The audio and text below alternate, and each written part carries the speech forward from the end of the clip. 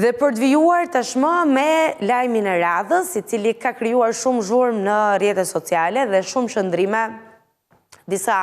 e kanë pritur me entuziazëm dhe pozitivitet, të tjerë janë treguar patjetër skeptik. Megjithatë, do ta sqarojmë në çdo pikë të tij. Në vitin 2026, ideja e një fëmie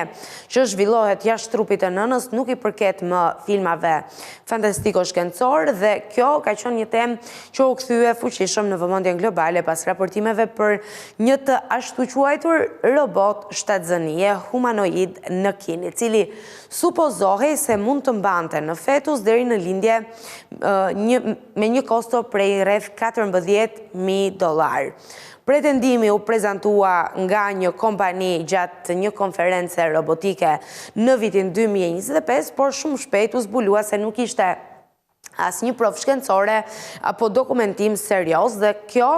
rrjedhimisht na sjell në përfundimin që përtej zhurmës mediatike, fakti është që historia të ketë rezultuar e pavërtet. Megjithatë, debati që u ndez ishte real dhe tregoi se sa afër janë zhvillimet shkencore me ide që deri para pak vitesh dukeshin të pamundura. Në praktik, përparimi më konkret po ndodh në fushën e neonatologjisë, veçanërisht për foshnjat ekstremisht të parakohshme, për cilat edhe disa ditë shtes zhvillimi mund të jenë vendimtare. Në Shtetet e Bashkuara, studiuesit e Children's Hospital of Philadelphia kanë zhvilluar sistemin Xtend, një mjedis artificial i cili funksionon pikërisht për të ndihmuar zhvillimin e foshnjës edhe në kushtet kur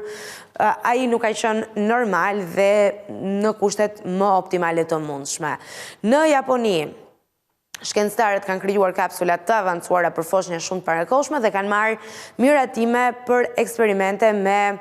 embrione të krijuara nga qeliza burimore në një përpjekje për t'u përgjigjur edhe krizës së thellë demografike. Ndërkohë, ligjet në shumicën e vendeve, përfshirë këtu edhe Kinën, ndalojnë rritjen e embrioneve njerëzore përtej një periudhe të caktuar, duke bërë të pamundur ligjërisht lindjen nga makineritë. Sot, robotët e shtatzanisë mbeten sërish një mit përtej pretendimeve nga kompania kineze dhe përtej zhurmës mediatike, por teknologjitë që synojnë të shpëtojnë jetë dhe të rishkruajnë kufijtë e mjekësisë riprodhuese, tashmë ekzistojnë dhe po ndryshojnë mënyrën se si e kuptojmë lindjen dhe prindërimin. Dhe tepër zhurmë ka bërë ky lajm, por me sa duket është thjesht një pretendim nga një kompani e teknologjisë dhe jo një lajm i vërtet, kështu që nuk ka arsye për ta bërë gjithë të zhurmën mediatike që krijohet her pas here në luftën e madhe për të marrë disa klikime.